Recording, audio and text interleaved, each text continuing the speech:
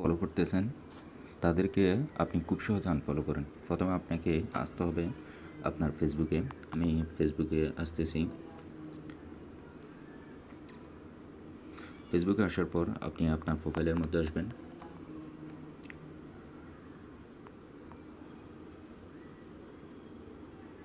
প্রোফাইলে আসার পর আপনাকে আসতে হবে এই যে এখানে একটা অপশন দেখতে পাবেন ফলোয়িং।